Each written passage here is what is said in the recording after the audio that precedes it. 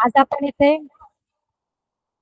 Mission आरंभ हा अहमदनगर जिल्हा परिषदेने जो ऑनलाईन मार्गदर्शन वर्ग सुरू केलेला आहे त्यातल्या आजच्या तासिकेसाठी उपस्थित असलेले सर्व अधिकारी वर्ग, माझे शिक्षक बंधू भगिनी, पालक आणि ज्यांच्यासाठी हा उपक्रम राबवला जातोय असे आपले गुणवंत विद्यार्थी, या सगळ्यांचं मी मनापासून स्वागत करते. मी प्रबोधिनी विनायक देशमुख, जिल्हा परिषद प्राथमिक शाळा शेकटे, तालुका पाथर्डी, आज तुमच्याशी बुद्धिमत्ता चाचणी, माझ्याकडे जो विषय दिलेला आहे आजच्या तासिकेसाठी तो आहे बुद्धिमत्ता चाचणी. पेपर 2 मध्ये आहे इंग्रजी आणि बुद्धिमत्ता चाचणी. त्यातल्या समानपद ओळखणे, आकृत्या या घटकाविषयी संवाद साधणार आहे.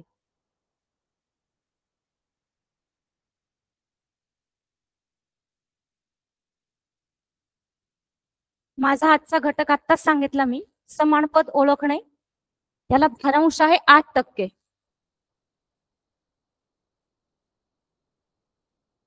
प्रश्न संख्या 2 आहे आणि गुण आहेत 4. आणि जेव्हा तुम्हाला हा घटक कळला असेल तेव्हा तुमच्या लक्षात आलं असेल, अरे इतका सोपा घटक आहे आकृत्यांचा, सहज आपल्याला 4 मार्क मिळणार आहे. पण काय नेमका चुका होतात किंवा इतका सोपा प्रश्न असूनही आपण नेमकं त्यात का चुकतो, हे सगळं आपल्याला आजच्या तासिकेत काय चुका टाळायच्या आहेत किंवा हे हातचे मार्क आपल्याला कसे मिळवायचे याविषयी आपल्याला आजच्या तासिकेत संवाद साधायचा आहे.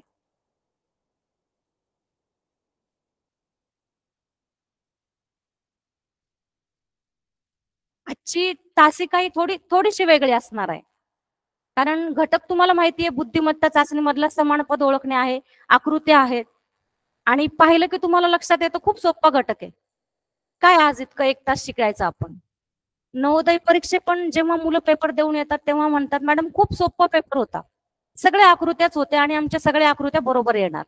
पण जेव्हा आम्ही ते तपासून बघतो तेव्हा सोप्या सोप्या चुका मुलांनी केलेल्या असतात, ज्याला आपण सिली मिस्टेक्स असं म्हणतो.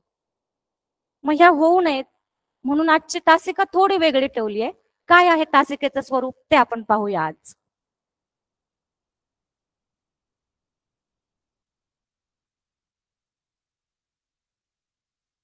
आजच्या तासिकेमध्ये सुरुवातीला ओपनिंग ऍक्टिव्हिटी राहणार आहे.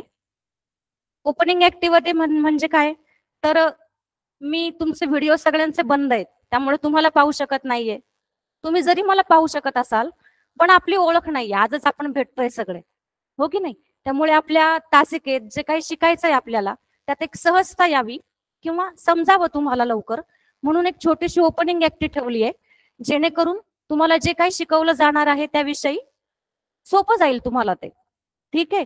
नंतर आपण पाहणार आहेत आपला मुख्य घटक समानपद ओळखणे, आकृत्या आहेत त्यात.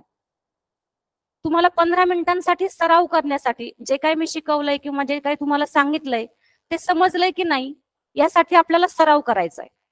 मग त्यावेळेस तुम्हाला इन कॉल मेसेज मध्ये रिप्लाय देता येईल, कुठलं उत्तर बरोबर ते तुम्ही मेसेज मध्ये टाकू शकता. फक्त पर्याय क्रमांक टाकायचा आहे आणि आपलं उत्तर द्यायचंय. नंतर आपण शेवटच्या 15 मिनिटात मागील काही वर्षात प्रश्नपत्रिकेमध्ये कुठले प्रश्न आले त्याचा आपण अभ्यास करणार आहेत आणि शेवटी या तासिकेचा समारोप होणार आहे. ठीक आहे.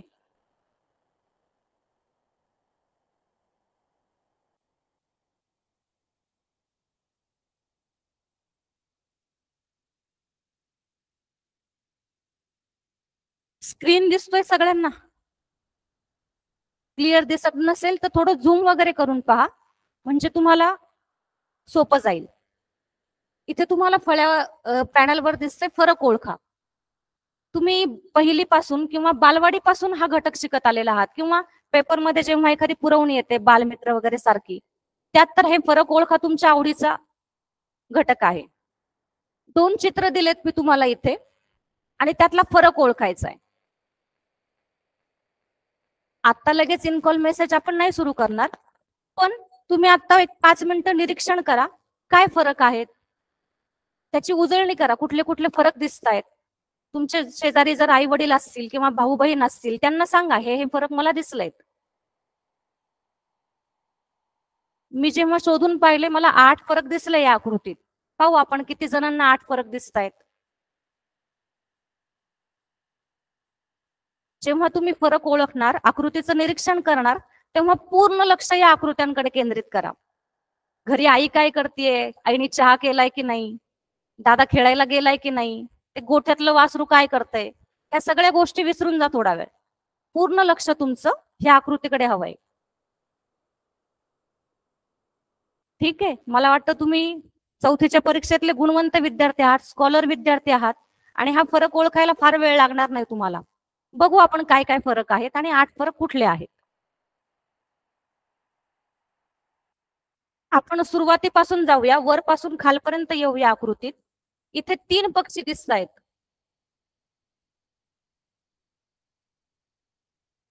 1, 2 आणि 3. पुढच्या आकृतीत मात्र किंवा चित्रात 1, 2, 3, 4, 5 तुम्हाला पक्षी दिसत आहेत. हा पहिला फरक झाला. पहिल्या चित्रात 3 पक्षी आहेत, दुसऱ्या चित्रात 5 पक्षी आहेत. ठीक आहे. दुसरा फरक पाहू आपण. जे मोठं झाड दिसतंय त्या झाडात काही फरक आहे का पाहू आपण.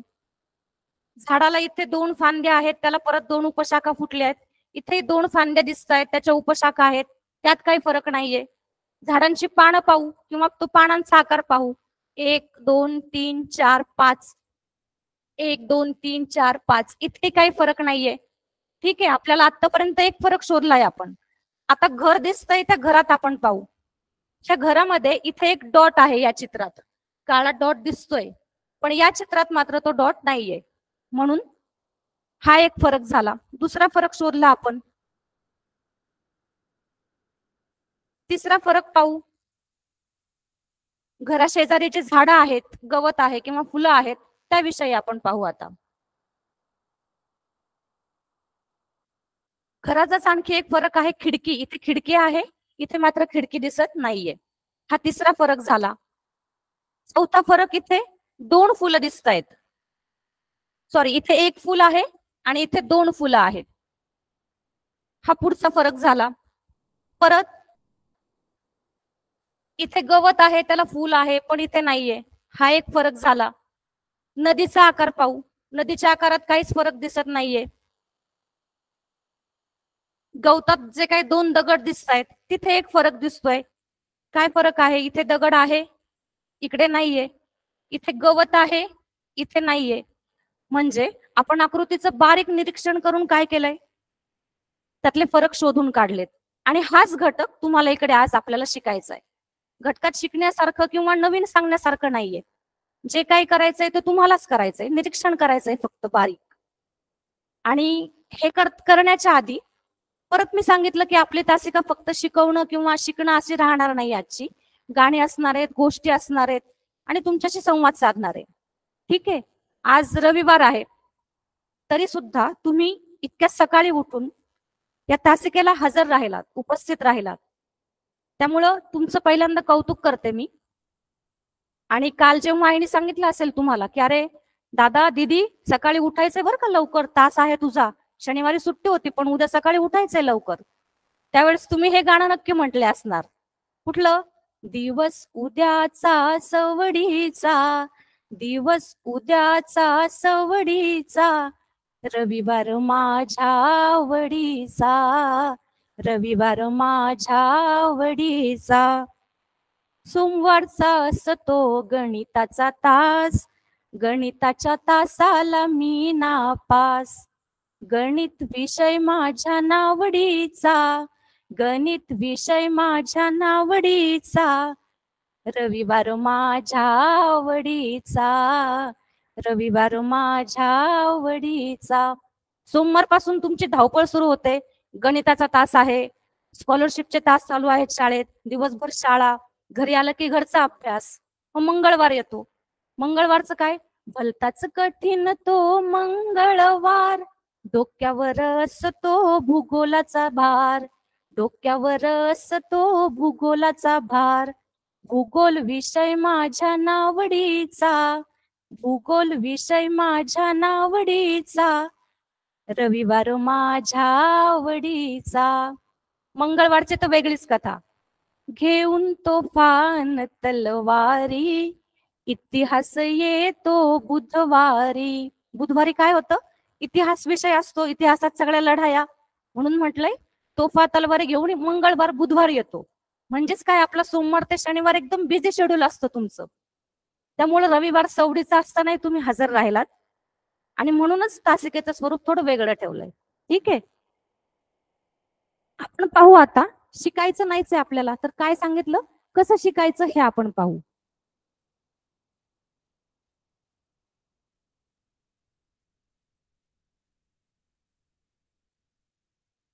तुम्ही आता आकृतीत फरक ओळखले, ठीक आहे. पण हे आकृतीचं फरक ओळखत असताना तुम्ही तुमचं लक्ष पूर्ण एकाग्र केलं, आणि हा घटक शिकतानाही आपल्याला एकाग्रतेने हा घटक शिकायचा आहे, किंवा त्याच्यावर पूर्ण 1 तास आपल्याला कॉन्सन्ट्रेट करायचंय. आजचा घटक तुम्हाला सांगितलं, समान पद ओळखणे, आकृती उपघटक आहे. त्यांनी सुरुवातीला दिलंय हे जाणून घ्या. काय जाणून घ्यायचंय आपल्याला? तर या प्रकारात प्रश्न आकृती दिलेली असते आणि तिचे सूक्ष्म निरीक्षण करावे लागते. हा शब्द खूप महत्वाचा आहे, सूक्ष्म निरीक्षण. आता आपण फरक ओळखताना सुद्धा आकृतीचं, त्या चित्राचं सूक्ष्म निरीक्षण केलंय. तेच आपल्याला या पूर्ण घटकात करायचंय. मग सूक्ष्म निरीक्षण केल्यानंतर दिलेल्या उत्तर आकृत्यांमधून तिच्यासारखी हुबेहूब आकृती ओळखून अचूक पर्याय असणारं वर्तुळ आपल्याला रंगवायचंय. आता आपण काही प्रश्न कसे विचारले जातात या घटकावर याचा अभ्यास करू.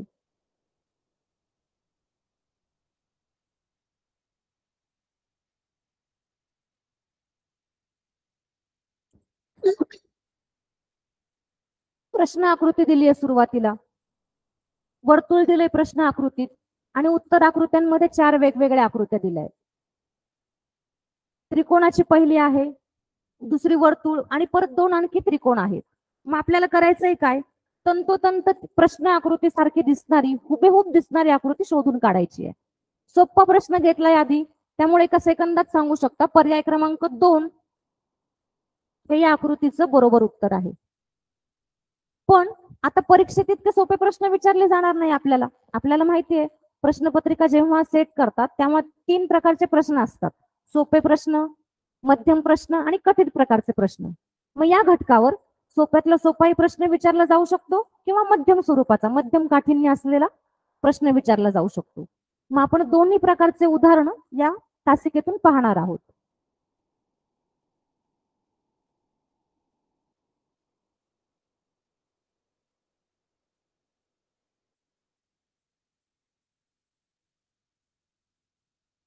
स्क्रीन दिसतोय सगळ्यांना? दिसत नसेल तर झूम करा, तुम्हाला आकृत्या क्लिअर दिसतील. आणि तरी अडचण आली तर आपण इथे पॅनलवर सुद्धा काढूया आकृत्या, म्हणजे तुम्हाला या घटकाचं निरीक्षण करणं आणखी सोपं जाईल. प्रश्न आकृती दिली आहे इथे, आपल्याला उत्तर आकृत्यांचं निरीक्षण करायचंय आणि प्रश्न आकृती सारखी हुबेहूब दिसणारी आकृती शोधून काढायची आहे. मग आपण काय करणार, डायरेक्ट उत्तरापर्यंत जाणार नाही आपण. आधी ज्या आकृत्या त्या प्रश्न आकृतीशी मॅच होत नाही, जुळत नाहीयेत, त्या आकृती आपण कट करत जाणार आणि मग आपल्या उत्तरापर्यंत आपण येणार. ठीक आहे, मग आपण पाहू पहिल्या चित्रात या आकृतीला 2 अँटेना सारखे किंवा केसासारखे भाग दिसत आहेत. पहिल्या आकृतीत एक तो केसासारखा भाग नाहीये, पहिली आकृती कट झाली. दुसरी आकृती येऊ शकते, आपण तिचा विचार करू. तिसऱ्या आकृतीत पायांची रचना बदलली आहे, इकडे पाय दोन्ही एका साईडला आहेत, पण इकडे मात्र विरुद्ध साईडला, विरुद्ध दिशेला आहेत. तिसरी आकृती कट होतीये. चौथ्या आकृतीत एक पायच दिलेला राहिलाय त्यांचा, म्हणून चौथी आकृती कट गेली, कट झाली, आणि आपलं अचूक उत्तर आलं पर्याय क्रमांक 2. तेच इथे पर्याय क्रमांक 2 मध्ये रंगवलेलं आहे. दुसरा प्रश्न पाहू आपण.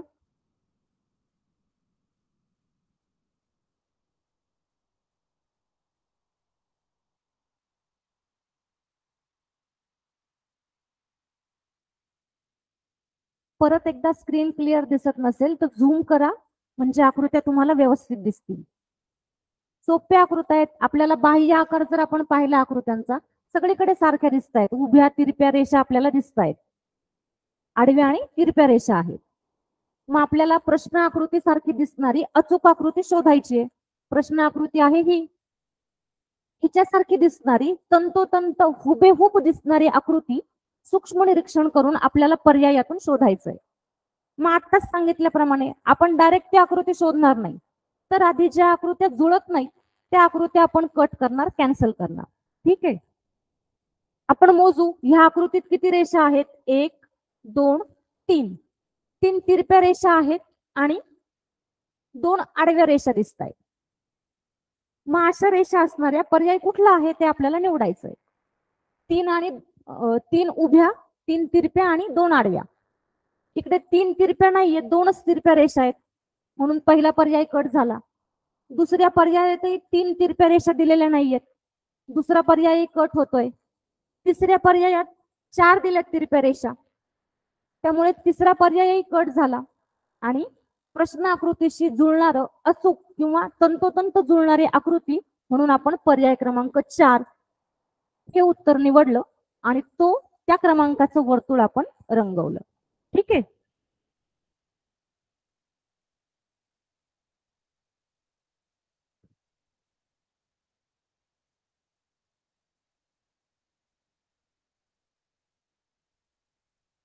पुढच्या आकृत्या पाहू आपण.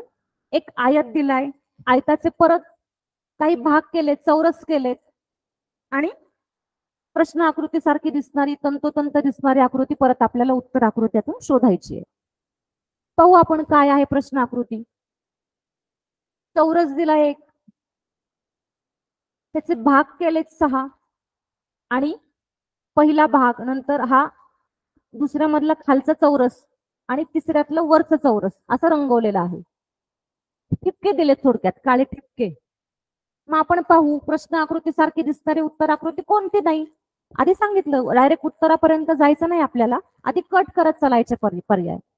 का कट करायचे? त्या सोप्या सोप्या आकृत्या आहेत म्हणून आपल्याला पटकन लक्षात येत आहे की हे उत्तर असणार आहे, पर्याय क्रमांक 2 बरोबर आहे ह्याचं. पण परीक्षेत काय होतं, किचकट आकृत्या येतात थोड्या कधी कधी. मग त्यात बाह्य आकार तर सारखा असतो, पण आतले जे छोटे छोटे आकार असतात ते मात्र मग एकदम सारखे दिलेले असतात. त्यावेळेस आपल्याला बारीक निरीक्षण करावं लागतं आणि त्यावेळेस ही पद्धत उपयोगी पडते की जे उत्तर चुकीचे आहेत ते आधी आपल्याला कट करायचे, कॅन्सल करायचे. पर्याय क्रमांक 1 मध्ये ते काळ्या ठिपक्यांची स्थान किंवा त्यांची जागा चुकली आहे. पर्याय क्रमांक 2 येऊ शकतोय. 3 मध्येही काळे ठिपके चुकलेत आणि 4 मध्येही चुकलेत, त्यामुळे अचूक उत्तर आहे पर्याय क्रमांक 2. पहा आपण ह्या प्रश्न सोडवताना सूक्ष्म निरीक्षण करतोय. आपलं सगळं लक्ष या स्क्रीनकडे आहे मोबाईलच्या. आत्ताच सांगितलं तसं तुम्ही सगळं तुमचं लक्ष काढून घेतलंय घरातून. आईनी चुलीवर गॅसवर काय ठेवलंय काही लक्ष नाहीये तुमचं. गोठ्यातलं वासरू काय करतंय, दादा काय करतोय, बाबा काय करतायत, तुमचं सगळं लक्ष आता स्क्रीनवर आहे. कोणासारखं माहिती? त्या गोष्टीतल्या अर्जुनासारखं. महाभारतातली गोष्ट आहे ही. 5 पांडव युधिष्ठिर, भीम, अर्जुन, नकुल आणि सहदेव हे 5 पांडव. आणि त्यावेळेस शाळा नव्हत्या, म्हणजे आश्रम पद्धती होती. मुलांना शिकण्यासाठी आश्रमात जावं लागायचं. मग हे 5 पांडव गुरु द्रोणाचार्यांकडे शिकण्यासाठी गेले. त्यांचं शिक्षण पूर्ण झालं आणि गुरुजींनी ठरवलं की आता ह्या सगळ्यांची आपल्याला परीक्षा घ्यायची आहे. लेखी परीक्षा नव्हती त्यावेळेस, प्रात्यक्षिक परीक्षा होती. गुरुजींनी युद्धाचे सगळे धडे त्यांना दिले होते. बाण कसा चालवायचा, घोडेस्वारी किंवा सगळं युद्धकला त्यांना शिकवली होती. मग आता जेव्हा धनुर्विद्येसाठी त्यांची परीक्षा घ्यायचं ठरवलं, गुरुजींनी मातीचा एक पोपट बनवला, खोटा पोपट. तो झाडावर टांगला. सगळ्या मुलांना घेऊन ते त्या जंगलात आले आणि सांगितलं की आता काय करायचंय, हा जो पोपट दिसतोय झाडावर तुम्हाला, त्याचा फक्त डोळ्याला तुम्हाला नेम मारायचा आहे, त्या डोळ्याचा वेध घ्यायचा आहे. मग आधी युधिष्ठिराला बोलवलं, सगळ्यात मोठ्या भावाला. त्याला विचारलं, युधिष्ठिरा सांग तुला काय दिसतंय? युधिष्ठिराने सांगितलं, गुरुजी मला तो पोपट दिसतोय, त्या पोपटाच्या मागे जे झाडं आहेत ते दिसत आहेत, त्या झाडाच्या मागे आकाशात जे पक्षी उडतायत ते सुद्धा मला दिसत आहेत. नंतर नंबर आला भीमाचा. भीमानेही सांगितलं, हो गुरुजी मलाही पोपट दिसतोय, झाडं दिसतायत, पानं दिसतायत, झाडांवर बसलेले वेगवेगळे पक्षी दिसतायत, त्यांचे आवाज ऐकू येत आहेत. मग नकुल त्याला बोलवलं, सहदेवाला बोलवलं, सगळ्यांची वेगवेगळे उत्तर आली. काय दिसतंय त्यांना ते त्यांनी सांगितलं. काहींना झाड दिसत होतं, काहींना त्यांचे मित्र दिसत होते, काहींना पूर्ण पोपट दिसत होता, तर काहींना आकाश दिसत होतं. मग आता शेवटी गुरुजींनी सगळ्यांना सांगितलं, ठीक आहे दिसतंय ना, बाजूला व्हा. त्यांनी कोणालाही त्या पोपटाला बाण मारण्यास सांगितलं नाही. शेवटी आला अर्जुनाचा नंबर. अर्जुनाला जेव्हा विचारलं की काय दिसतंय अर्जुना तुला त्या झाडावर, पोपट दिसतोय का, आकाश दिसतोय का? गुरुजी अर्जुन म्हणाला, नाही नाही गुरुजी, मला पोपट दिसत नाहीये, झाड दिसत नाहीये, आकाश दिसत नाहीये, मला फक्त आणि फक्त त्या पोपटाचा डोळा दिसतोय. गुरुजींना हेच उत्तर अपेक्षित होतं. त्यांनी अर्जुनाला सांगितलं की तो बाण त्या धनुष्याला लाव आणि नेम घे, वेध मार त्या डोळ्यावर. अर्जुनाने त्या क्षणी बाण आपला त्या धनुष्याला लावला आणि पोपटाच्या डोळ्याचा वेध घेतला. त्या क्षणी तो पोपट खाली पडला. जेव्हा मुलांनी पाहिलं की त्या पोपटाचा फक्त डोळा फुटला होता. आणि आज सगळ्या जगभरात अर्जुनाला जगातला श्रेष्ठ धनुर्धारी मानलं जातं. कशामुळे शक्य झालं त्याला हे? त्याने फक्त त्याचं लक्ष एकाग्र केलं. कशावर? त्या पोपटाच्या डोळ्यावर. आता आपली परीक्षा आहे, पण आपल्याला पोपटाला डोळ्याला डोळा मारायचा आहे का? त्या डोळ्याला मारायचंय का आपल्याला पोपटाच्या? नाही. आपल्याला काय करायचंय? मिशन आरंभ किंवा नवोदय, स्कॉलरशिप फक्त सुरुवात आहे तुमची. यासारख्या आणखी परीक्षा तुम्हाला आयुष्यात द्याव्या लागणार आहेत पुढे. मग काय करायचंय तुम्हाला? तर एकाग्र, अर्जुनाने कसं एकाग्र दृष्टी ठेवली, एकाग्र केलं त्याचं मन.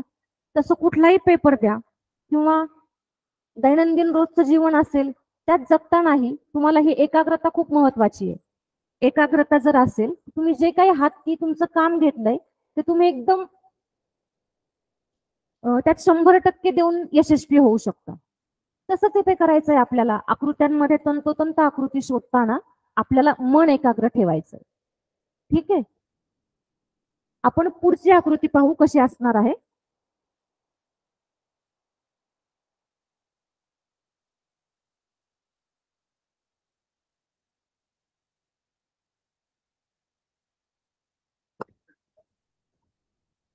चार आकृत्या दिल्या, एक आकृती दिली आहे, परत 4 पर्याय आहेत. काय स्वरूप आहे प्रश्न आकृतीचं? तर आपल्याला इंग्रजी लिपीतले अक्षर दिसत आहेत. काही कॅपिटल आहेत, काही स्मॉल आहेत. आपण जर प्रश्न आकृतीत पाहिलं, ए कॅपिटल दिसतोय, बाकी बी, सी आणि डी हे स्मॉल लेटर्स आहेत. मग या प्रश्न आकृतीसारखी दिसणारी तंतोतंत दिसणारी आकृती आपल्याला शोधून काढायची. कुठले पर्याय येत नाहीयेत ते आपण परत कट करून पाहूया. पहिला पर्याय सगळे लेटर्स कॅपिटल आहेत, पहिला पर्याय गेला. दुसऱ्या पर्यायात ए आणि बी 2 कॅपिटल दिलेत, दुसरा पर्याय कट होतोय. तिसरा पर्याय येऊ शकतो, चौथ्या पर्यायात मात्र 4ही लेटर्स स्मॉल आहेत, त्यामुळे चौथा पर्यायही गेला आणि आपलं अचूक उत्तर आलं पर्याय क्रमांक 3. त्याला इथे खाली पूर्ण वर्तुळ त्यांनी रंगवलं आहे. त्या दिवशी पालवे मॅडमने सांगितलं तुम्हाला की वर्तुळ रंगवताना सुद्धा काय होतं, चुका होतात तुमच्या. जर तुम्ही हे वर्तुळ गडबडीत एकदम असं रंगवून टाकलं, काही भाग बाहेर गेला किंवा आतलं काही रंगवायचं राहिलं, तर तुम्ही अचूक उत्तर देऊन सुद्धा तुमचं ते उत्तर चुकतं. त्या प्रश्नाला गुण मिळत नाही तुम्हाला. म्हणून वर्तुळ रंगवताना सुद्धा एकाग्रतेने नीट लक्ष देऊन कुठलीही घाई गडबड न करता शांततेत तुम्ही हे करायचंय. पुढच्या आकृत्या पाहू आपण.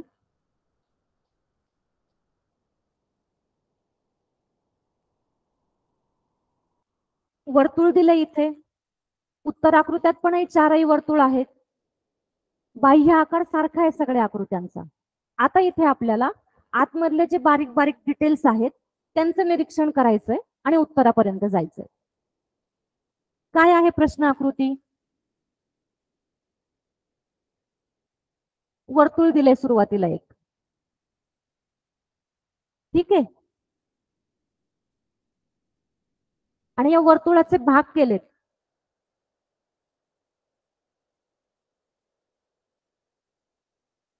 1 2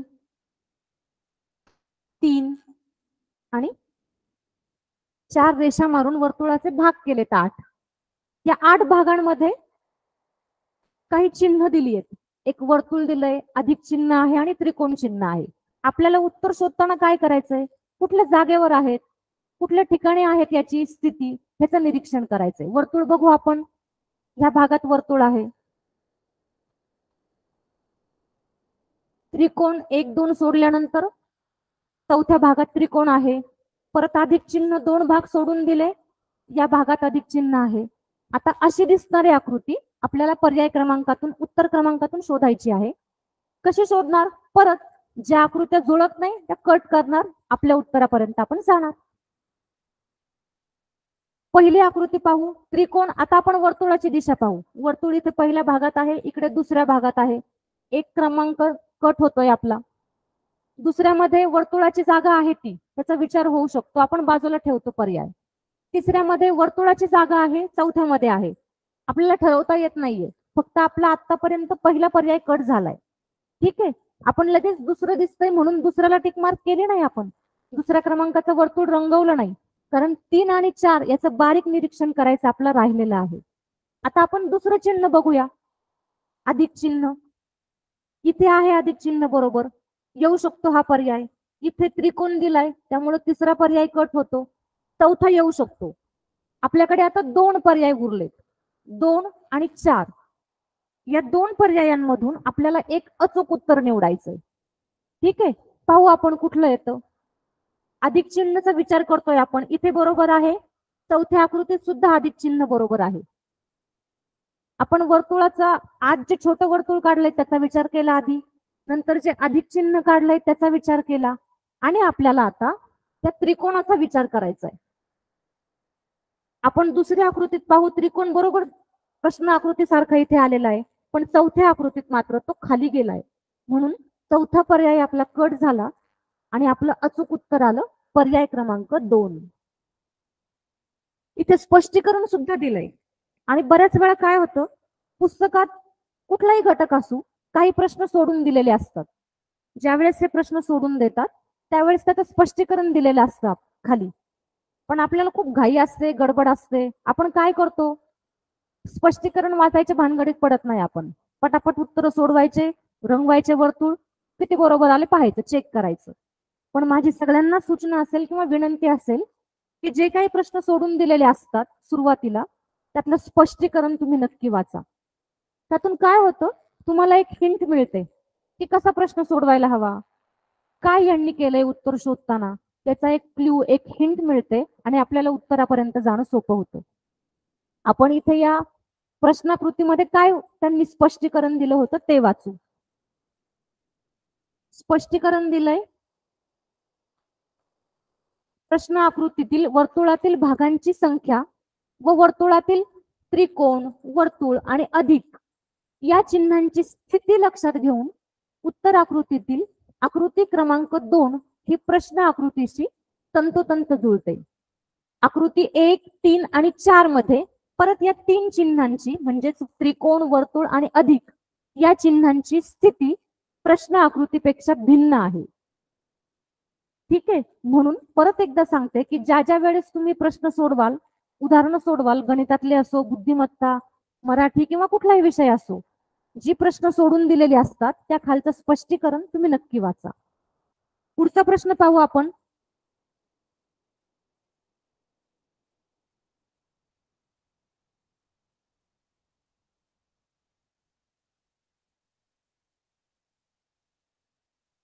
आवडीचं कॅरेक्टर आलं तुमच्या, कार्टून, हो की नाही? भौमितिक आकार घेतल्यात आणि त्याचं कार्टून तयार केलंय. पाहू आपण काय प्रश्न आकृती आहे. वर्तुळ घेतलंय, वर्तुळात डोळ्यांच्या जागी परत 2 वर्तुळ आहेत, नाकाच्या जागी एक कोण आहे, तोंडाच्या जागी आडवी रेष आहे, कानाच्या जागी 2 आयत आहेत. ठीक आहे, मग आपल्याला आता या आकृतीसारखी दिसणारी उत्तर आपल्याला शोधायचंय, हुबेहूब दिसणारं उत्तर. कसं शोधणार? परत तेच, जे भाग त्यासारखे दिसत नाहीत ते कट करणार. पर्याय क्रमांक 1 मध्ये एक डोळा दिसत नाहीये, पर्याय क्रमांक 1 कट झाला. 2 मध्ये 2चा विचार होऊ शकतो कारण सगळे भाग दिलेले आहेत. 3 मध्ये एक डोळा द्यायचा राहिला इथे, 3 कट होतोय. 4 मध्ये तोंड, तोंडाच्या ठिकाणी त्यांनी एक आडवा रेषाखंड दिलेला नाहीये, त्यामुळे पर्याय क्रमांक 4 ही कट होतोय. आणि आपलं अचूक उत्तर आहे, तंतोतंत जुळणारी आकृती आहे, पर्याय क्रमांक 2. ठीक आहे, मला वाटतं तुम्हाला समजलं असेल आतापर्यंत जेवढे आपण उदाहरणं घेतले त्यातून तुम्हाला समजलं असणार की कसं उत्तर शोधायचंय. मग आता मी आपले जे तंत्र सहाय्य करणारे आदरणीय वाघ सर आहेत त्यांना विनंती करेल मी आता की त्यांनी इन कॉल मेसेज ओपन करावेत सगळ्यांसाठी, जेणेकरून तुम्हाला उत्तर देणं शक्य होईल. आपण आता सराव संच मधले काही प्रश्न सोडूयात. ह्यातले तुम्हाला परत तंतोतंत दिसणारी आकृती शोधायची आहे, त्याचा योग्य उत्तर क्रमांक त्या मेसेज मध्ये रिप्लाय करायचा आहे. तुम्हाला फक्त पर्याय क्रमांक टाका आणि रिप्लाय द्या.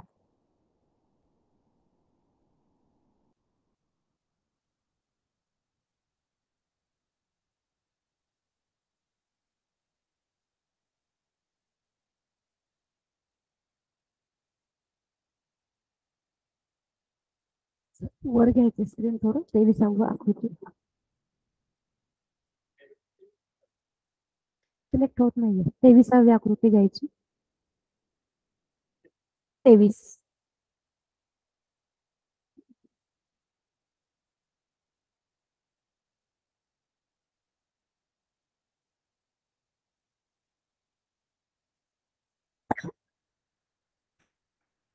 सराव संच मधले काही उदाहरणं सोडवणार आहेत आपण. 4 आकृत्या दिल्या आहेत तुम्हाला.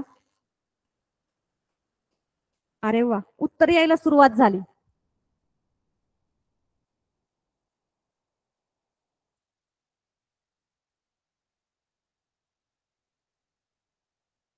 उत्तर यायला सुरुवात झालीये. एवढी पटापट उत्तरं येत आहेत की तुमचे नावही वाचता येत नाहीयेत मला. Very good. रोहिणी, रुपाली, आलोक, नागेश, छान छान, व्हेरी गुड, मस्त. आणि हेच अपेक्षित आहे. आकृत्यांसारखे सोपे प्रश्न जेव्हा येतील, तुम्हाला प्रश्नपत्रिकेत 75 प्रश्न असतात दोन्ही विषयांचे मिळून, बरोबर. आणि प्रत्येक प्रश्नाला जर आपण पाहिलं तर 1-1.5 मिनिटं, एक मिनिटाचा वेळ तुम्हाला लागेल प्रश्न सोडवायला. पण सगळ्याला 1 मिनिट लागणार नाही. गणितासारखे काही अवघड गणितामध्ये कॅल्क्युलेशन करायचं असेल तर जास्त वेळ लागेल. पण जेव्हा समानार्थी शब्द ओळखा, विरुद्धार्थी शब्द ओळखा किंवा या आकृत्यांसारखे प्रश्न असतील तर तुम्ही एकदम एका सेकंदात त्याची उत्तरं देणं अपेक्षित आहे. कारण जेव्हा एखादं गणितातलं कॅल्क्युलेशन अवघड येईल तिकडे थोडा जास्त वेळ गेला तर चालू शकते. आपल्याला वेळेचं मॅनेजमेंट करणं सोपं होईल का, जेव्हा तुम्ही या आकृत्यांचं जास्तीत जास्त सराव कराल. तेच इथं झालं. इतके पटापट उत्तर आले, भरपूर मुलांचे उत्तर आले, त्यांची नावं सुद्धा वाचता आली नाही. हेच अपेक्षित आहे. सगळ्यांना परत एकदा सगळ्यांचं अभिनंदन की तुम्ही इतक्या तत्परतेने उत्तर देताय. पाहू आपण किती मुलांचं उत्तर बरोबर आलंय. ज्यांचं चुकलंय त्यांचं का चुकलं, त्यांचं लक्ष आईकडे. आई काय बनवणार आहे नाश्त्यासाठी, हो की नाही. पोहे बनवणार आहे की शिरा बनवणारे आहे. थोडा वेळ आपल्याला 8 वाजेपर्यंत त्या अर्जुनासारखं पोपटाच्या डोळ्यावर लक्ष द्यायचंय, आकृत्यांकडे लक्ष द्यायचंय, म्हणजे आपल्या कोणाच्याच चुका होणार नाही, सगळ्यांचं उत्तर बरोबर येईल. ठीक आहे, बघू आपण. आयत आहे सुरुवातीला एक, सॉरी आयत नाही, चौरस आहे. चौरसाचे परत 4 भाग केलेत. या 4 भागांमध्ये चिन्ह आहेत. सुरुवातीला अधिक, वजा, आपण घड्याळाच्या काट्याच्या दिशेने जाऊ, गुणिले आणि मग इथे आहे भागिले. आता आपल्याला जेव्हा उत्तर आकृती शोधायची आहे तेव्हा हे चिन्ह घड्याळाच्या काट्याच्या दिशेनेच आहेत की नाही हे आपल्याला पाहायचंय. आधी आपण अधिक चिन्ह पाहूया. प्रश्न आकृतीत सुरुवातीच्या चौरसात आहे ते 1 मध्ये नाहीये, इथे वजा चिन्ह दिलंय त्यामुळे एक पर्याय कट होतोय. 2 मध्ये इथे गुणिले चिन्ह आलंय, पर्याय क्रमांक 2ही कट झाला. उरले 2 पर्याय 3 आणि 4. कुठलं उत्तर येईल आता 3 आणि 4 मध्ये पाहू आपण. अधिक चिन्ह तर इथेही आहे, इथेही आहे. आपल्याला आणखी ठरवता येत नाहीये 3 बरोबर की 4. मग आपण आता दुसऱ्या चिन्हाचा विचार करू. दुसरं चिन्ह वजा आहे. 1 आणि 2 तर कट झाले, त्याचा विचार परत करायचा नाही. इकडे वजा आहे पण इथे मात्र काय दिलंय, गुणिले. वजा हवं होतं म्हणून पर्याय क्रमांक 4 ही कट झाला आणि आपलं अचूक उत्तर आलं पर्याय क्रमांक 3. ज्या ज्या मुलांचं उत्तर 3 आलंय त्या सगळ्यांचं अभिनंदन. ज्यांचं थोडं चुकलंय त्यांनी परत पूर्ण आपलं लक्ष या आकृत्यांकडे द्या, आतले बारीक डिटेल्स पहा आणि आपलं उत्तर अचूक देण्याचा प्रयत्न करा. तुमच्यासाठी दुसरा प्रश्न आहे आता.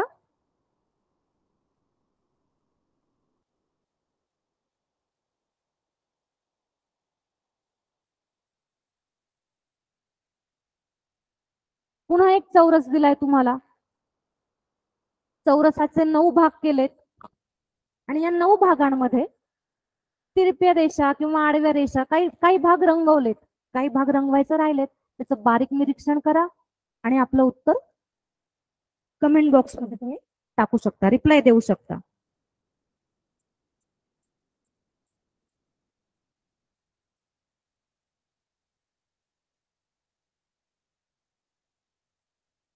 मी सरांना परत एकदा विनंती करेल की त्यांनी इन कॉल मेसेज ओपन करावेत.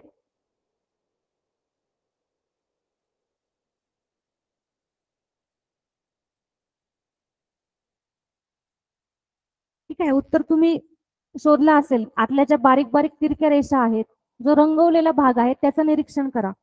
ठीक आहे, उत्तर यायला सुरुवात झाली. शीतल, उषा, आरती, कल्पना, छान. Sanjay, very good. विजय, एकनाथ, नागेश, खूप छान उत्तर. पटापट उत्तर येत आहेत सगळ्यांची. पर्याय क्रमांक 2 येतोय. काहींचा केदारचा 3 आलाय पर्याय क्रमांक. बघू आपण आता 2 येतोय की 3 येतोय. ठीक आहे, प्रश्नाकृती काय आहे आपली. चौरस दिला एक, त्या चौरसाचे भाग केलेत. 9 भाग आहेत. प्रत्येक आकृतीत 9 भाग आहेत. आपल्याला ठरवता येत नाहीये कुठली आकृती वेगळी. काय करावं लागणार आहे आपल्याला, बारीक डिटेल्स शोधावे लागणार आहेत. मग आता रंगवलेल्या भागाचं निरीक्षण करू आपण. इथे मधला भाग रंगवलेला आहे, बरोबर. मग आपण पाहू कुठल्या आकृतीत मधला भाग रंगवलाय. पर्याय क्रमांक 1 मध्ये पहिला भाग रंगवलाय, त्यामुळे तो कट झाला. दुसरी मध्ये रंगवलाय, तिचा विचार होऊ शकतो, बाजूला ठेवते आपण. तिसरी मध्ये परत पहिलाच रंगवलाय भाग, त्यामुळे तिसरी कट झाली. उरले 2 आकृत्या, 2 आणि 4. यामध्ये कुठली आकृती बरोबर येते ती पाहू. पहिला भाग गेला. आता मधला जो भाग आहे हा पोर्शन आहे, त्याच्यामध्ये 2 भाग रंगवलेत.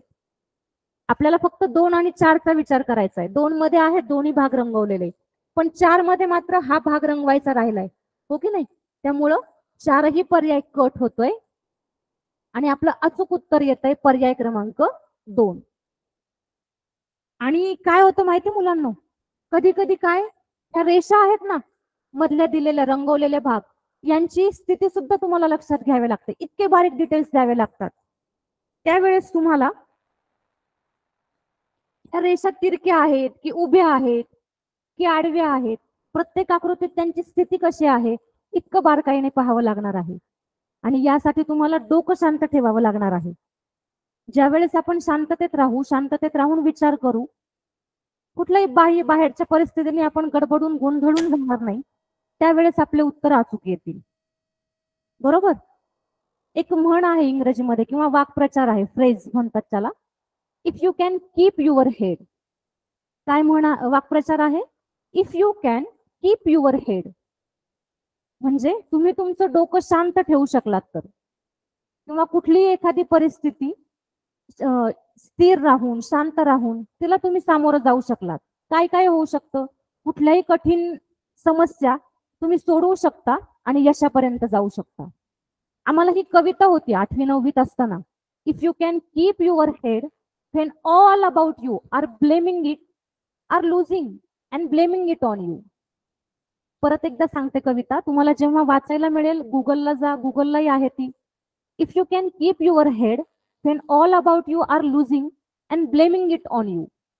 मग बरंच त्याच्यामध्ये होतं पुढे, पण या ओळी मला आठवतात की ज्या वेळेस तुमच्या भोवताची परिस्थिती गोंधळाची असते किंवा त्रासदायक असते, त्यावेळेस जर तुम्ही तुमचं डोकं शांत ठेवू शकलात तर मग किती अवघड प्रश्न येऊ द्या ना, आपण तो शांततेत अचूकच सोडू. तुमच्या पुढे काय परिस्थिती असणार, ज्या वेळेस तुम्ही परीक्षेला जाल, वेगळं ठिकाण असणार, सेंटर वेगळं असणार, पुढचे परीक्षक सुपरवायझर वेगळे असणार, समोर बसलेले मुलं, शेजारी बसलेले मुलं ते वेगळे असणार. थोडं तुम्ही व्हायबल व्हाल, गोंधळून जाल. मग त्यावेळेस सोप्या सोप्या प्रश्नांचाही चुका होण्याची शक्यता असते, ज्याला आम्ही सिली मिस्टेक म्हणतो. कशा चुका? समजा हा प्रश्न क्रमांक 2 आहे, पण इकडे तुम्ही उत्तर बरोबर शोधलं. प्रश्न क्रमांक 2 चा पर्याय क्रमांक 2 हे अचूक उत्तर आहे. पण त्या बाहेरच्या परिस्थितीने जर तुम्ही गोंधळले आणि प्रश्न क्रमांक 2 चं उत्तर उत्तर पत्रिकेत 1च्या ठिकाणी लिहून ठेवलं, तुम्हाला हा इतका सोपा प्रश्न येत असून सुद्धा काय होणार? चुकणार. म्हणून फक्त बुद्धिमत्ता चाचणी किंवा ह्या आकृत्या हा घटक सोडवतानाच डोकं शांत ठेवायचं नाहीये.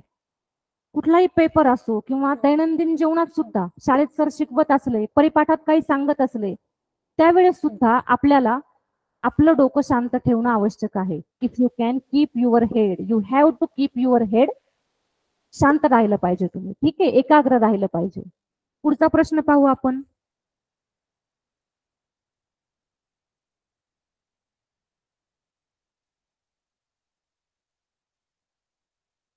परत चौरस दिलंय, आकृतीचं नीट निरीक्षण करा बारकाईने.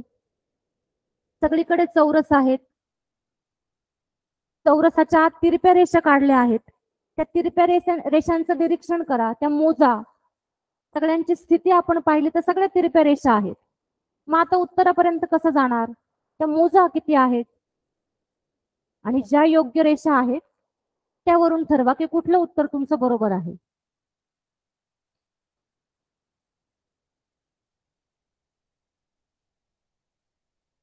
नीट निरीक्षण करा आकृतीचं आणि उत्तर द्या.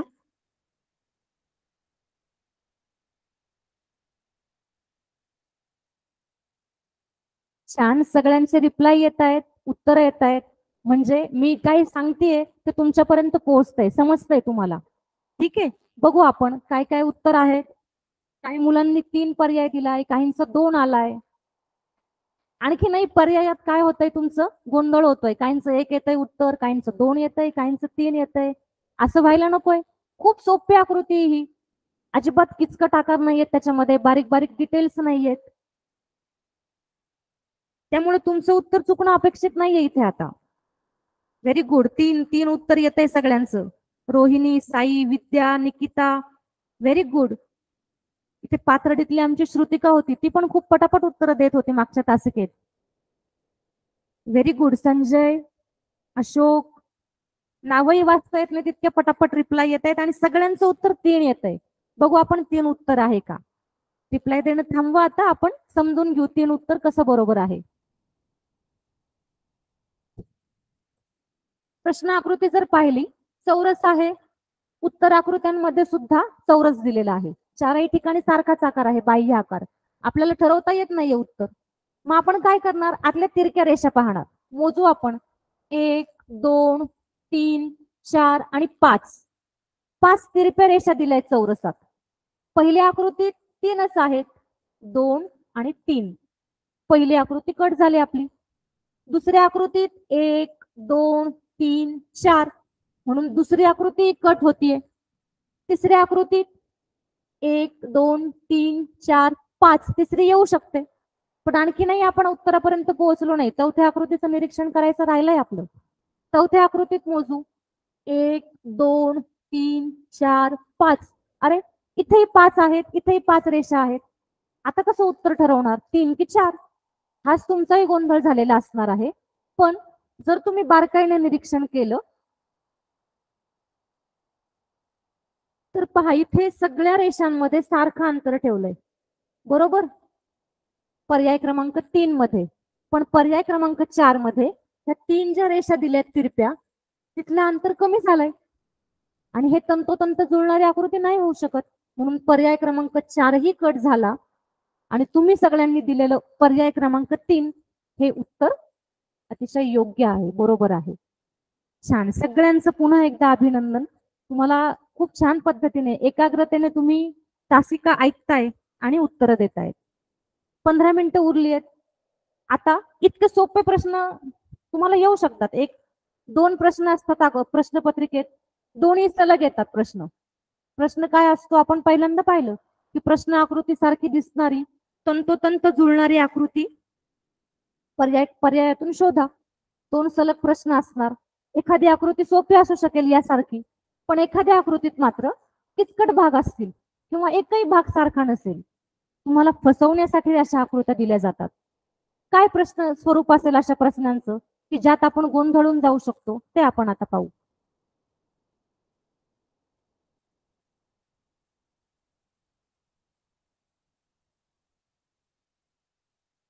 एक्केचाळीस पेज.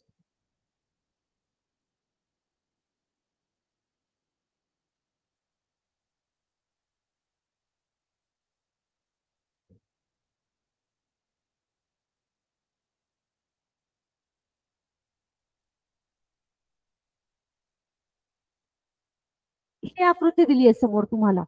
वर्तुळ आहे आणि त्याला त्यात घड्याळाच्या काट्याच्या दिशेने काही आकडे रेषा दिल्या आहेत. मग आपल्याला ह्याच्यातून योग्य आकृती शोधायची आहे. जर आपण पर्यायांचं निरीक्षण केलं तर एकही दिसत नाहीये. ही दिसत नाहीये आकृती. हा जो कोन झालाय 2 काट्यांमध्ये तो वेगळा आहे. इथे हा पर्याय येत नाहीये, हा पर्याय येत नाहीये आणि 4 तर नाहीच नाही. मग आता 2 आणि 3 मध्ये कोणता बरोबर असणार? दोन्ही दिसत नाहीयेत प्रश्न आकृती सारखे. मग यावेळेस काय करणार? तर हा थोडा त्यांनी काय केलं, फिरवून टाकलाय प्रश्न. आकृती पण आपल्याला फिरवायचीच आहे. इथे आता ह्या पॅनलवर तुम्हाला आकृती फिरवता येऊ शकते, पण प्रश्नपत्रिकेत येणार नाही. मग त्यासाठी काय ट्रिक आहे तेही आपण पाहू. आधी आकृती फिरून पाहू. आकृती कशी आहे? वर्तुळ दिलंय सुरुवातीला.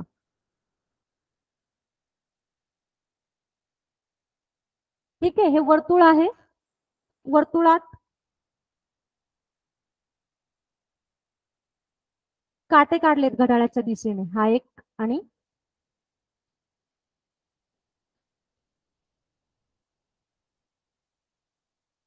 या पद्धतीचे 2 काटे काढलेत. आपल्याला 2 आणि 3 मधून शोधायचंय की आकृती कशी येणार आहे. हिला आपण आता फिरून पाहूया, मग आपल्याला उत्तरापर्यंत जाणं सोपं होईल.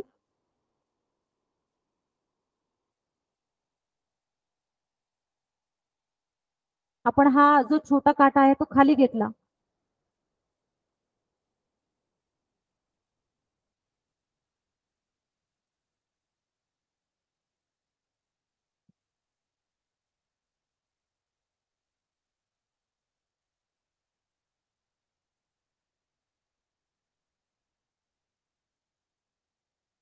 आपल्याला तो छोटा काटा खाली घ्यायचा आहे, पर्याय क्रमांक 2 मधल्यासारखा. ठीक आहे, आपण तो खाली घेऊन पाहू.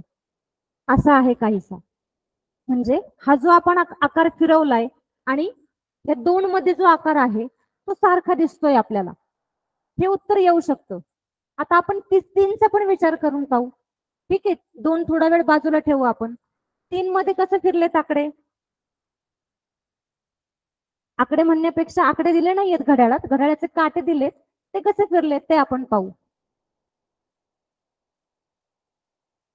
उलट केलंय त्यांनी आता, या प्रकारात केलंय. ठीक आहे, तरी आपल्याला थोडा गोंधळ होतोय. हे जे काटे आहेत ते उलट सुलट, आकार त्यांचा छोटा दिसतोय.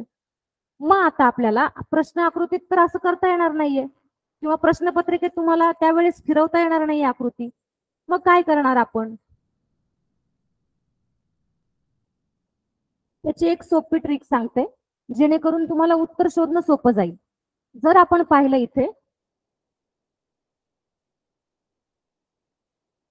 हा जो छोटी रेष आहे आणि ही मोठी रेष आहे, बरोबर? वर्तुळामध्ये 2 रेषा दिसत आहेत, एक छोटी आणि एक मोठी. तर ह्या मोठ्या रेषा छोट्या रेषेच्या कुठल्या दिशेला आहे? जर पाहिलं तर उजव्या दिशेला आहे ती.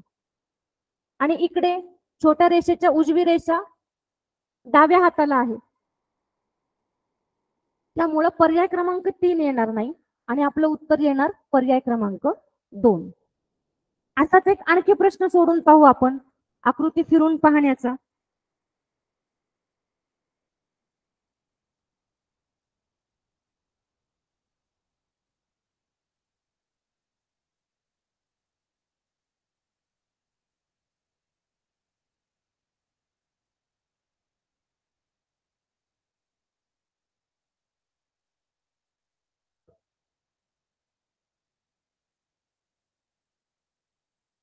वर्तुळ दिलंय आणि वर्तुळात काही परत छोटे छोटे भाग काढलेत त्यांनी.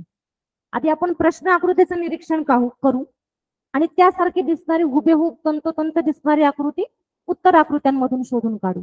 इथे थोडं गोंधळात टाकणार आहे, कारण प्रश्न आकृती सारखी दिसणारी आकृती जर तुम्ही बघितलं, वर्तुळ आहे, वर्तुळाचे दोन भाग केलेत आणि असं झेड सारखा किंवा एन सारखा आकार काढलाय.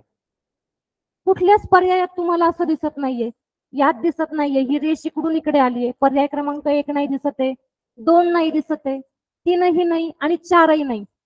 4ही पर्याय त्याच्यासारखे नाहीयेत. मग प्रश्न चुकलाय का प्रश्नपत्रिकेतला? नाही. त्यांनी थोडस इथे बदल केलाय, तुम्हाला थोडा वेगळा विचार करण्यासाठी भाग पाडले आणि तुम्ही उत्तरापर्यंत कसं जाताय हे त्यांना शोधायचंय.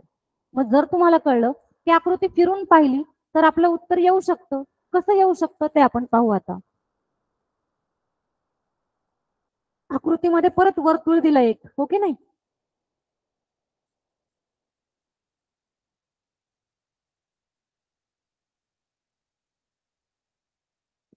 वर्तुळात एक रेष दिली उभी, व्यास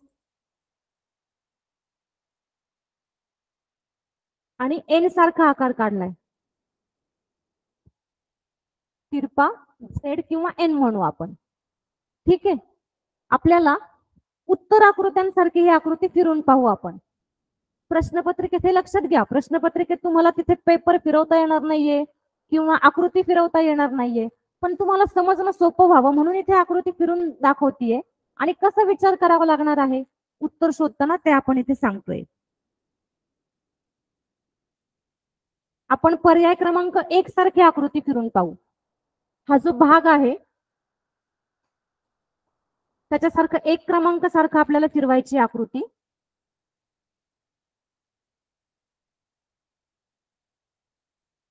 बरोबर. ही जी तिरपी रेषा आपण इकडे काढली किंवा आणखी फिरूया आपण, तुमच्या लक्षात येईल. नाही, कशी जरी फिरवली तरी पर्याय क्रमांक 1 सारखी दिसत नाही आकृती. परत पहा. आता तर नाहीच नाही, आताही नाही, आताही नाही, कारण हा जो कोन झालेला आहे इथे तो इकडे उलट्या दिशेला होतोय, नाहीच दिसत आहे, हो की नाही? म्हणजे पर्याय क्रमांक 1 चा विचार होऊ शकत नाही. आता आपण 2 मधल्यासारखी फिरून पाहू. पर्याय क्रमांक 2 मध्ये व्यास आडवा झालाय, आपण आडवा घेऊ तो व्यास.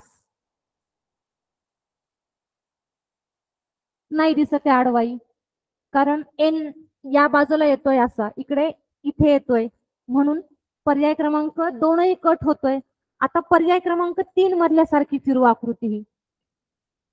व्यास परत आडवाच आहे, हा आडवाच आहे इथे, आणि एन पाहू कसा दिलाय, असा दिलाय याच्यामधला एन, इथेही असाच आहे. पर्याय क्रमांक 3 येऊ शकतो, पण आपण 4चाही विचार करू, 4 का नाही येते ते. ठीक आहे. 4 मध्ये काय केलंय, व्यास तिरपा झालाय, हा जो मधला व्यास दिसतोय तो तिरपा झालाय. आपण पाहू तिरपा आहे की नाही, किंवा व्यास तिरपा केल्यावर प्रश्न आकृती सारखी दिसते की नाही उत्तर आकृती 4. नाही, आपण व्यास तिरपा केला पण तो एन सरळ होतोय, प्रश्न आकृतीत वेगळा येतोय. पर्याय क्रमांक 4ही कट होतोय आपला आणि आपलं अचूक उत्तर येतंय पर्याय क्रमांक 3. परत एकदा ती आकृती फिरून दाखवते, लक्षात येईल तुमच्या.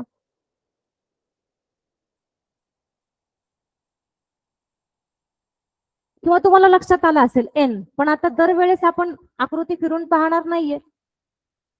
ज्या वेळेस तुम्ही प्रत्यक्ष प्रश्नपत्रिकेत प्रश्न सोडवत असाल त्यावेळेस कसा सोडवणार ह्याची एक ट्रिक सांगते. काय करणार तुम्ही, आधी आडवा व्यास पाहिला, ठीक आहे, हा व्यास पाहिला, नंतर एन पाहिला, इथे हा असा एन आहे, किंवा उलट जा, हा एन आहे आकार. तुम्ही कसाही आडवा काढा किंवा उभा काढा, पद्धत तर हीच असणार यांची, उलट्या पद्धतीने आपण काढू शकणार नाही. इथे जर तुम्ही आकृतीत पाहिलं तर इथे उलट्या पद्धतीने एन काढलाय, त्यामुळे एक आकार जातोय, एक उत्तर जातंय. 2 मध्ये इथे एन उलट्या पद्धतीने काढलाय, 2ही कट होतोय. 3 मध्ये इथे बरोबर येतोय एन, 3 येऊ शकतो उत्तर, आणि 4 मध्येही हा एन किंवा झेड कुठलंही अक्षर म्हणा तुम्ही, ती काढण्याची पद्धत चुकलेली आहे. म्हणून पर्याय क्रमांक 4 ही कट होतोय आणि आपलं उत्तर येतंय पर्याय क्रमांक 3. म्हणजे सांगायचं काय आहे की ज्या वेळेस अशा एकही पर्याय तुम्हाला प्रश्न आकृती सारखा दिसत नाही, त्यावेळेस तुम्ही काय करणार, एखादा भाग घेणार आकृतीतला छोटा, दुसरा भाग त्याच्या डाव्या बाजूला आहे की उजव्या बाजूला आहे हे शोधणार. उत्तर आकृती तो डाव्याच बाजूला पाहिजे प्रश्न आकृतीत असेल तर, उजव्या बाजूला असेल तर उत्तर आकृतीतही उजव्याच बाजूला पाहिजे हे एक पाहणार, किंवा त्यातले आकार, त्याची दिशा याचा विचार करणार आणि आपलं योग्य उत्तर देणार. ठीक आहे. आता आपण प्रश्नपत्रिकेत कशा प्रकारचे प्रश्न येतात त्याचा अभ्यास करू.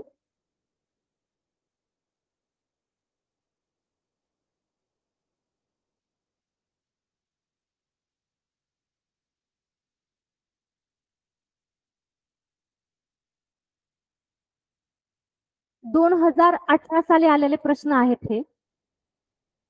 मगाशी सांगितल्याप्रमाणे सलग प्रश्न येतात आणि एकाखाली एक प्रश्न येऊन स्वरूप तेच, प्रश्न आकृती सारखी दिसणारी तंतोतंत आकृती उत्तर आकृत्यांमधून शोधा. आपण इथे प्रश्न आकृती पाहू. पहिली चौरस आहे, सगळीकडे चौरस आहेत.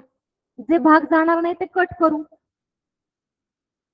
4 कट होतोय कारण इथे मध्ये काळा ठिपका आहे.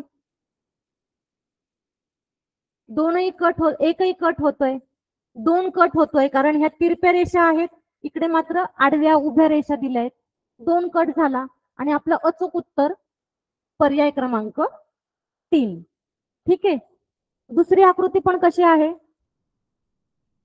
षटकोन दिला एक आणि षटकोनासारखे आपण बारीक डिटेल्स पाहू. आतले ठिपका पाहू. ठिपका सगळीकडे ह्या बाजूला आहे, इथे आहे 1 मध्ये, 2 मध्ये आहे, 3 मध्ये आहे, 4 मध्ये नाही. 4 पर्याय कट होतोय.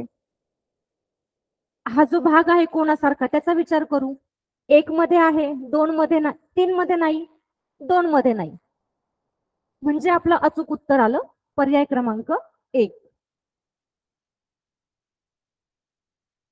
अशाच प्रकारचे प्रश्न, 2 सलग प्रश्न तुम्हाला दरवर्षीच्या प्रश्नपत्रिकेत पाहायला मिळतील. जेव्हा तुम्ही परीक्षेसाठी सराव करत असाल त्यावेळेस मी तुम्हाला फक्त एक सूचना किंवा सल्ला देईल की तुम्ही एका पुस्तकावर निर्भर राहू नका. एकच पुस्तक घेतलंय त्यातला सराव करताय सारखं असं करू नका. भरपूर पुस्तकं आहेत.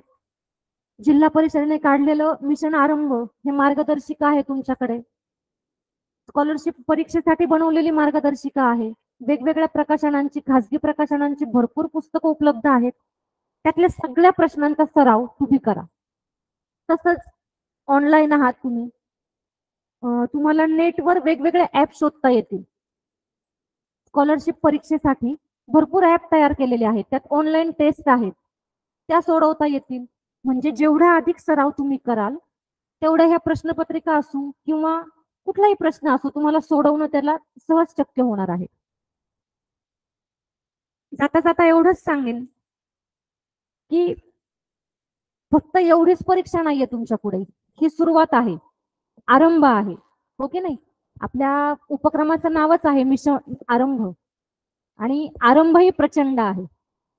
त्यामुळे यश तुम्हाला मिळणारच आहे. ही फक्त सुरुवात आहे. आयुष्यात ज्या ज्या परीक्षा येणार आहेत त्यात तुम्ही आजच्या 3 गोष्टी सांगितल्या, एकाग्र मन ठेवलं, शांत राहिलात तुम्ही, if you can keep your head, शांत राहिलात, एकाग्रता ठेवलीत आणि सराव केला भरपूर, 3 जर गोष्टी केल्या तर यश तुमच्यापासून लांब नाही. तुम्हाला सगळ्यांना ज्या ज्या परीक्षा येतील, स्कॉलरशिप तर आहेच, नवोदय आहे, त्या सगळ्या परीक्षेसाठी भरपूर शुभेच्छा आहेत. आणखी एक सांगायचं या घटकाबद्दल, ह्या आकृत्या आहेत फक्त. तुम्ही म्हणाल एकदम सोप्या होता, खूप सोपा घटक आहे, आम्हाला ह्याचे मार्क सहज मिळणार 4 मार्क. पण आता सांगितल्याप्रमाणे सिली मिस्टेक्स करू नका. सोप्या जरी असल्या तरी बारकाईने निरीक्षण करा, कारण हा घटक फक्त स्कॉलरशिपलाच नाही तर नवोदय मध्ये सुद्धा मानसिक क्षमता या घटकाखाली जवळजवळ पूर्ण भाग या आकृत्यांचाच आहे.